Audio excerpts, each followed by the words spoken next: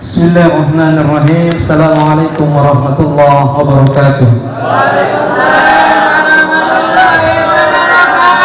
Alhamdulillah rabbil alamin. Assalatu wassalamu ala asyrafil anbiya wal mursalin sayyidina Muhammad wa ala alihi wa sahbihi ajma'in. Allahumma salli ala Muhammad wa ala Muhammad, amma ba'du. Rabbi shrah li sadri wa yassir li amri wahlul 'uqdatam min lisani yafqahu qawli. Subhanaka la ilma lana illa ma 'allamtana innaka antal 'alimul hakim wa tub 'alaina innaka antat tawwabur rahim. Shadaqallahul 'azim. Bapak, Ibu sekalian, jamaah salat Isya dan salat tarawih. Sehat, Pak? Alhamdulillah. Bagaimana puasanya, Pak? Lancar? Alhamdulillah. Kata teman saya, tidak terasa sudah mau lebaran. Kata saya, terasa karena kamu tidak puasa. Jadi malam ini kita akan membahas sedikit tentang nuzul Quran. Pada 2 tahun lalu kita juga sudah membahas tentang nuzul Quran, ya Pak. Jadi kita nanti ada kesimpulan dan menjelaskan hikmahnya. Yang pertama, yang Bapak Ibu harus tahu terlebih dahulu, kita kesini tujuannya untuk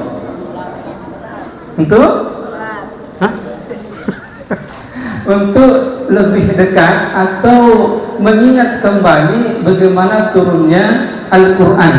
Karena Al-Quran itu adalah petunjuk. Allah berfirman, A'udzubillahi minasyaitonirrajim, Bismillahirrahmanirrahim, Syahrul Ramadan alladzi unzila fihi Al-Quran hudan linnas. Jadi bulan Ramadan itu diturunkannya Al-Quran sebagai petunjuk bagi manusia. Maka saya minta tolong kepada Bapak dan Ibu untuk sejenak, mungkin barang setengah jam, untuk meninggalkan HP-nya dulu, supaya fokus untuk menyimak kita mengkaji sedikit tentang Al-Quran. Kenapa? Karena banyak dari kita kalau buka Al-Quran itu, Pak, 5 menit saja buka sudah capek. Baru baca a'udzubillahi minasyaitonirrajim, bismillahirrahmanirrahim, baca 1 ayat alif lam mim sudah mengantuk. Beda kalau HP, Pak. HP dipegang 24 jam tidak mengantuk. Ada orang jam 1 malam masih bisa baca status dan sempat-sempat menulis status. Jam 1 malam dia tulis sepi. Ya iyalah kan malam. Begitu jam 3 bikin status lagi, dingin. Ya kan? Begitu siang-siang bikin status gambar matahari. Ternyata panas. Tidak lama dia jadi pegawai di BMKG. Bahkan tadi waktu mau sholat tarawih juga bikin status kan? Lagi sholat tarawih ini. Nah sekarang saya yakin sebelum duduk ke sini pasti bikin status semua lagi ikut nuzulul Quran. Ya kan? Karena begitulah syaitan membuat kita itu lalai. Makanya kata Nabi, nawiru buyutakum bitilawatil Quran. Sinari rumahmu dengan banyak membaca Al-Quran. Saya tanya dulu Bapak, di rumahnya terang ke gelap, Pak? Terang. Ibu-ibu terang ke gelap rumahnya, Bu? Yang ada terang ke gelap. Ternyata seterang-terangnya rumah itu masih dianggap gelap kalau tidak dibacakan Al-Quran. Bahkan kata Nabi, inna syaitan yanfiru minal baitil ladzi tuqra fihi suratul Baqarah. Itu setan. Tahu setan ya? Tahu? Lihat, tahu modelnya bagaimana? Itu setan akan lari terbirit-birit di rumah-rumah yang dibacakan surah Al-Baqarah. Hafal surah Al-Baqarah, adik-adik? Hafal? Tapi saya yakin semua bapak-bapak, ibu-ibu di sini hafal surah Al-Baqarah ayat pertama, ya kan? Apa bunyinya, Pak? Alif lam mim. Setan sudah lari itu, Pak. Itu aja dulu yang diamalkan. Bapak Ibu sekalian, pertama-tama yang saya mau terangkan terlebih dahulu kepada Bapak Ibu, bagaimana hukum hadir di masjid pada saat nuzulul Quran ini. Di Tanah Merah sendiri yang memperingati nuzulul Quran cuma ada 2 masjid, yaitu Masjid Baitur Rahmah Kota sekarang sedang berlangsung, dan Masjid Darul Hidayah titik nol. Sebagian saudara-saudara kita yang lain mengatakan peringatan nuzul Quran ini adalah perbuatan yang tidak dicontohkan Nabi, perbuatan bid'ah yang datang semua sini adalah orang sesat dan dijamin masuk neraka. Bapak semua adalah penghuni neraka. Jangan Pak? Kenapa Bapak datang? Bapak pulang. Jadi kegiatan kita malam ini kita harus tanamkan, ini bukan ibadah. Oke Pak? Orang-orang yang sering mengatakan kita ini melakukan perbuatan tidak ada contohnya dari Nabi, karena mereka menganggap selalu kita melakukan ibadah. Padahal ini bukan ibadah, ini adalah tradisi. Kalau ibadah ada syaratnya, ada rukunnya, ada sunnahnya, ada wajibnya. Sekarang saya tanya, apa syaratnya nuzulul Quran? Apakah muslim saja? Non-muslim tidak bisa datang? Apakah balik? Berarti kalau yang tidak balik, anak-anak kita suruh pulang. Kalian sudah balik anak-anak? Mimpi basah? Tidak ada syarat seperti itu kan? Tidak ada. Ada rukunnya? Tidak ada. Bahkan nuzul Quran mau dilaksanakan besok boleh tidak Pak? Boleh. Dilaksanakan kemarin boleh Pak. Bahkan Muhammadiyah dan NU itu sudah beda hari Pak. Kita 17 Ramadan, Muhammadiyah sudah 18 Pak. Makanya kita memperingati nuzulul Quran berapa malam ke berapa Pak? 18 Pak Muhammadiyah. Tapi yang menarik Pak, pada saat lebaran nanti insya Allah kompak. Jadi nanti Pak, malam 29 kan isbat nih. Nah, ketika isbat nanti kita kan menunggu jam 9 malam ya. Saya sarankan Pak, tidak usah tunggu sidang isbat. Kenapa Pak? Karena nanti derajat itu sudah di Papua sendiri sudah 4 derajat. Apalagi sudah sampai Aceh, sudah 7 derajat, sudah lebih dari 3 derajat. Jangan sampai ibu-ibu terutamanya gara-gara menunggu sidang isbat belum sempat bungkus buras, ikat buras, ketupat, besok lebaran kita kelaparan. Jadi saya sudah sampaikan memang ya, nanti malam 29 tidak usah tunggu sidang isbat, takbiran sudah. Ibu-ibu sudah masak sudah.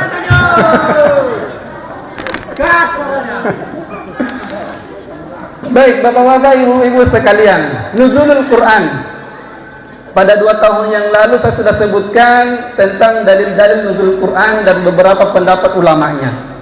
Kita langsung saja ke intinya, bahwa nuzulul Quran menurut mayoritas ulama adalah turunnya Al-Quran itu sebanyak berapa kali Pak?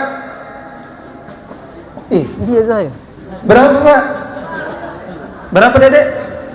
Berapa kali Al-Quran turun? Aduh, masa tanganku dari tadi begini kalian tidak lihat? 2. Saya ulang lagi ya. Al-Quran turun berapa kali? Yang pertama kapan? Untuk itulah kita memperingati nuzulul Quran supaya yang lupa menjadi ingat. Al-Quran turun 2 kali. Hafal Pak ya? Kalau tidak saya ulangi lagi tahun depan. Yang pertama turunnya sekaligus 30 juz 114 surah. Nah, itu turunnya pertama kali. Kapan turunnya itu? Itulah yang kita sering baca, Inna anzalnahu fi lailatul qadar. Turunnya pada malam Lailatul Qadar. Sekarang saya tanya, Lailatul Qadar itu kapan Pak? 10 terakhir Ramadan ya? Ini baru 17, berarti belum turun. Berarti kita tunda. Jadi malam ini nuzul Quran ditunda sampai 10 hari terakhir Ramadan karena Al-Quran belum turun. Kan 17 Pak. Nuzul Quran kan Lailatul Qadar kan? Nah, itu karena turun yang pertama. Turun yang pertama Al-Quran pada saat Lailatul Qadar. Dari mana? Dari Lauhil Mahfuz ke Baitul Izzah, ke langit dunia. Itu turun pertama, sekaligus semua. Turun yang kedua dari Baitul Izzah kepada Rasulullah sallallahu alaihi wasallam, itu turunnya secara berangsur-angsur selama 23 tahun. Oke Pak ya? Jadi turun yang pertama sekaligus pada malam Lailatul Qadar, turun kedua dari langit dunia ke Nabi Muhammad sallallahu alaihi wasallam selama 23 tahun, dan itulah yang pertama Syahrul Ramadan allazi unzila fil Quran, turunnya yang pertama pada hari Senin di bulan Ramadan. Surah apa yang pertama Pak? Surah Al-Alaq. Iqra bismi rabbikal ladzi khalaq. Bapak Ibu sekalian, setiap umat beragama memiliki kitab yang dianggapnya suci. Jadi saya tidak bilang memiliki kitab suci, tidak. Mereka semua memiliki kitab yang dianggapnya suci. Umatnya Nabi Isa memiliki kitab, apa namanya? Nabi Isa, Injil.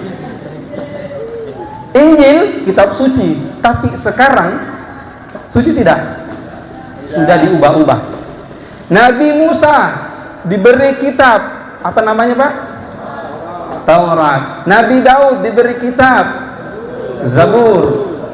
Buddha diberi kitab, ada kitabnya apa? Weda.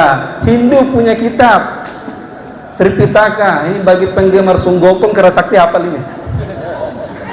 Karena dia kan menuju barat mencari kitab suci kan? Sampai sekarang tidak tahu yang mana kitab sucinya. Jadi ada beberapa syarat, minimal 3 syarat baru dianggap kitab itu adalah kitab suci. Kalau 3 syarat ini tidak terpenuhi, maka tidak bisa dikatakan kitab itu suci. Yang pertama, kitab baru dianggap suci kalau bebas dari intervensi makhluk.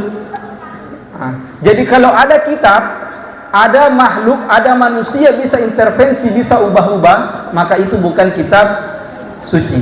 Makanya saya tanya Al-Quran, ada tidak yang bisa ubah Al-Quran? Tidak ada. Diterjemahkan ke bahasa apapun, tetap bunyinya sama.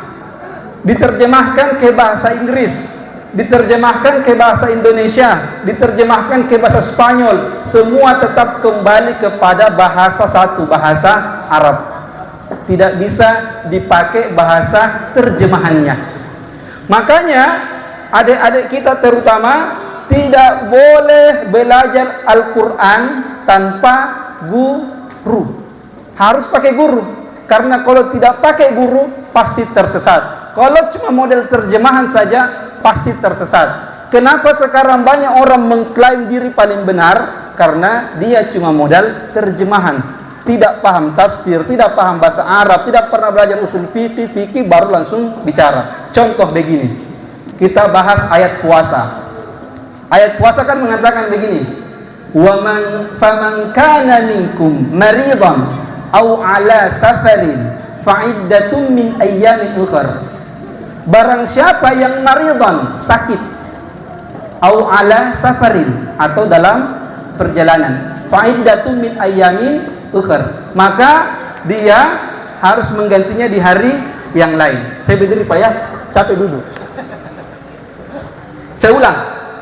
Faman kana minkum maridan, siapa yang sakit, au ala safarin, atau dia safar, maka fa'iddatun min ayyamin ukhra, maka diganti di hari yang lain.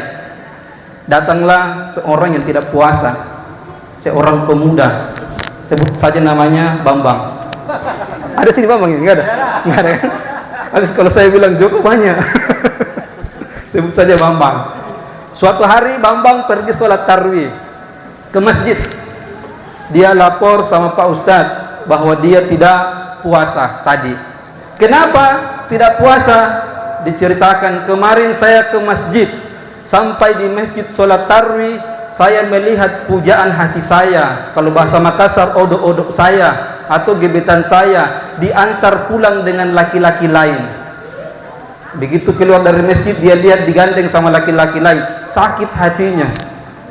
Ibaratnya kalau dia lihat sambil menyanyi, sakit hatinya. Akhirnya dia tidak puasa. Apakah ini termasuk yang boleh tidak puasa? Kan sakit. Saya ulang lagi. Wa faman kana minkum maridan, kalau dia sakit, ini hatinya sakit. Sakit hati karena gebetannya digandeng sama laki-laki lain. Apakah dia termasuk? Tidak. Maka itulah pentingnya namanya berguru. Jadi sakit di sini yang menyebabkan tidak berpuasa ada dua. Yang pertama, sakit yang bisa diharapkan sembuhnya. Misalnya sakitnya muntah-muntah, misalnya sakitnya berak-berak ya, diare. Itu masih bisa sembuh kan? Itulah yang diganti di hari yang lain. Kalau sakitnya tidak diharapkan lagi sembuhnya, sudah koma bertahun-tahun tinggal menunggu malaikat maut datang menjemput, itu membayar fidyah. Yang pertama itu. Jadi dinamakan kitab suci kalau dia bebas dari intervensi makhluk. Jadi kalau ada makhluk bisa ubah-ubah kitab, maka itu bukan kitab suci lagi namanya. Yang kedua, dinamakan kitab suci kalau dia itu sesuai dengan fitrah manusia. Itu kan kitab itu hudan linnas, petunjuk untuk manusia. Jadi harus sesuai dengan fitrah manusia. Saya tanya begini Pak, Bapak kawin kah tidak? Bapak kawin? Iki kawin?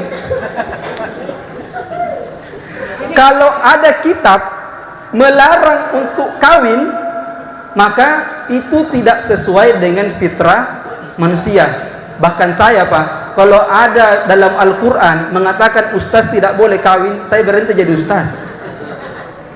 Ada saja ayat membolehkan kawin, dan saya kawin, saya masih mau kawin lagi. Jadi kalau ada kitab yang tidak sesuai dengan fitrah manusia, maka itu bukan kitab suci namanya. Misal lagi, kalau ada fitrah manusia apa? Makan dan minum. Kalau ada kitab suci, mengatakan kitab suci, tapi menyuruh kita puasa setiap hari. Pagi puasa sampai malam, malam puasa sampai pagi, begitu terus setiap hari. Itu kan sama saja namanya bunuh diri. Itu tidak sesuai dengan fitrah manusia. Maka itu juga tidak bisa dikatakan kitab suci. Yang ketiga, dinamakan kitab suci kalau dia tidak bertentangan ayat yang satu dengan ayat yang lain. Suatu hari satu ayat mengatakan Tuhan satu, satu ayat mengatakan Tuhan tiga. Maka ini bertentangan ayat satu dengan ayat yang lain. Maka itu tidak bisa dikatakan kitab suci. Makanya ada orang mengatakan kitab suci, Tuhannya beda-beda. Ada Tuhannya katanya pencipta, yang satu Tuhannya sebagai penghancur atau pemusnah. Lah bagaimana kalau Tuhan ini berkelahi, lempar-lempar planet, yang satu menghancurkan, yang satu tumbuh lagi hancur. Kacau lah kita Pak. Maka minimal dikatakan kitab itu suci kalau tiga indikator ini ada. Sekarang saya tanya, Al-Quran bisa kita intervensi? Tidak bisa. Bahkan Allah sudah menantang orang-orang sejak 1400 tahun yang lalu. Kata Allah, wa in kuntum fi raibin mimma nazzalna ala abdina fa'tu bi suratin min misli. Kalau kamu ragu tentang Al-Quran yang diturunkan kepada hambaku Muhammad, maka buatlah satu surat yang semisal dengan Al-Quran. Apakah sudah ada yang membuat dulu Pak? Ada. Namanya Musailamah Al-Kadzab. Musailamah Al-Kadzab itu bikin surah. Surah sama dengan surah kita, yaitu surah Al-Fil. Kalau kita Al-Fil bagaimana bunyinya adik-adik? Al-Fil. Alam. Terus? Alam yaj'al. Terus? Tarmihim faj'alahum Semua bahasanya sudah sastra kan? Il. Nah, Musailamah Al-Kazzab juga bikin satu surah, namanya surah Al-Fil. Bagaimana bunyi ayatnya? Al-Fil, gajah. Malfil, apa itu gajah? Wa ma adraka malfil, tahukah kamu apa itu gajah? Lahu hurtumul tawil, gajah itu belalainya panjang. Sadaqallahul azim. Bayangkan kalau Tuhan menurunkan ayat seperti itu hanya untuk memperkenalkan gajah, anak TK juga bisa jadi Tuhan, Pak. Yang kedua, Al-Quran. Apakah ada yang tidak sesuai fitrah manusia? Tidak. Al-Quran membolehkan kita makan? Boleh. Membolehkan kita kawin, menikah? Boleh? Sudah? Belum. Al-Quran tidak bertentangan ayat satu dengan ayat yang lainnya. Ada tidak ayat Al-Quran yang bertentangan? Ada? Nah, maka itulah mengapa kita beriman kepada Al-Quran sebagai kitab yang suci. Terakhir, Bapak dan Ibu sekalian, karena sudah setengah jam, saya tahu Bapak Ibu menunggu bakso kan? Jangan sampai bikin status baksonya sudah dingin. Belum mendidih. Terakhir, tentang apa isi kitab Al-Quran. Dalam Al-Quran yang utama kita pelajari tentang akidah. Apa itu akidah? Mengenal siapa Tuhan kita. Siapa? Yang memiliki asma, nama berapa? Banyak sebenarnya, cuma 99 saja yang kalian hafal ya. Apa yang pertama? Ar-Rahman, Ar-Rahim, Al-Malik, Al-Qudus. Dan sifat-sifat lainnya. Kemudian yang masuk akidah adalah mengenal malaikat-malaikat Allah. Ada berapa malaikat, Pak? 10. Malaikat apa saja 10? Pertama, malaikat Jibril, tugasnya menyampaikan wahyu. Kemudian Mikail, apa? Rezeki. 3, malaikat Israfil, tugasnya sangkakala. 4, Israel, tugasnya cabut nyawa. 5, Mungkar, tugasnya. Kemudian 6, Nakir, tugasnya besti dengan mungkar. 7, Rokib. 8, Atik. Besti juga berarti ya. Kemudian 9, Malik. Oh ya, Malik. Malik tugasnya. Kemudian 10, Ridwan tugasnya. Jadi malaikat ada 10. Ini sedikit sekali malaikat. Padahal yang tawaf itu di langit ketika Nabi Isra Mi'raj 70.000 malaikat tawaf. Sudah itu tidak kembali lagi. Ini 10 saja dia tidak hafal. 70.000 malaikat. Jumlah malaikat banyak.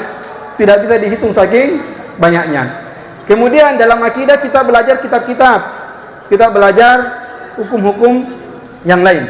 Kemudian sesudah akidah ada lagi namanya hukum. Kita belajar tentang hukum, tentang ibadah. Misalnya tentang zakat, tentang puasa, tentang salat. Itu semua ada di dalam Al-Quran. Makanya saya pernah ditanya, Pak.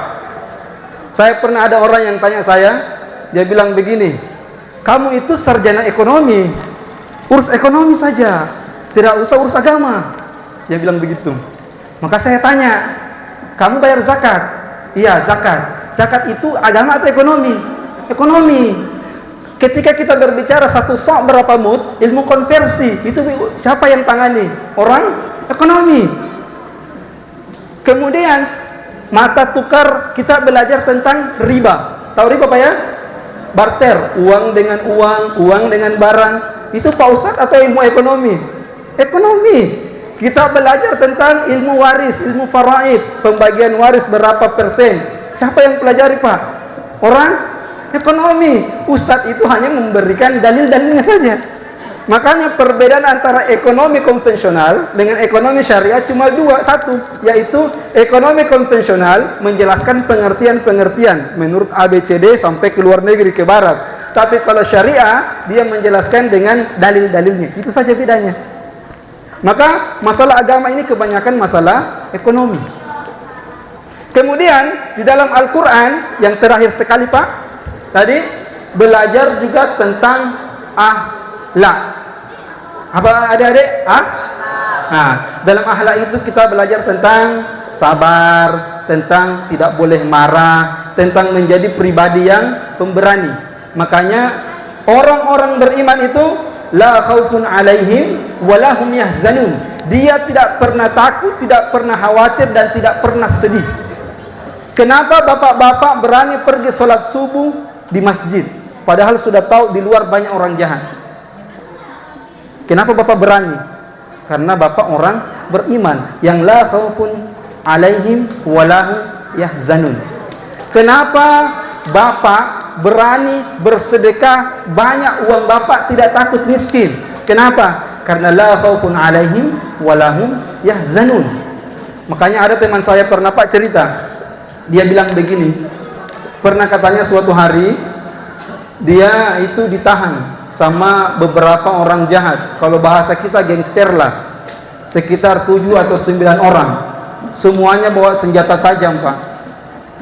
Kata dia, ketika saya didekati gangster itu, dia hadang 7 atau 9 orang, dia sudah tidak bisa hitung saking banyaknya. Dia tidak lari Pak, dia tidak lari. Saya tanya, apakah itu berani? Itu termasuk berani tidak Pak? Berani tidak kalau begitu? Berani. Ternyata ketika saya tanya, kenapa kamu tidak lari? Dia bilang, bagaimana saya mau lari kalau Pak Arwan sudah ada di sini? Itu bukan berani. Itu kalau dia berani, maka tujuannya cuma satu, iman, la khaufun alaihim walahum yahzanun. Tingkatkan iman, maka dia tidak akan khawatir, tidak akan takut, tidak akan bersedih hatinya. Mungkin itu saja yang bisa saya sampaikan Pak, karena sudah setengah jam kita bersama. Karena kita rumah jauh, takutnya kita terhadang di situ, tidak ada iman, tidak ada la khaufun alaihim walahum. Saya juga khawatir pulang nanti.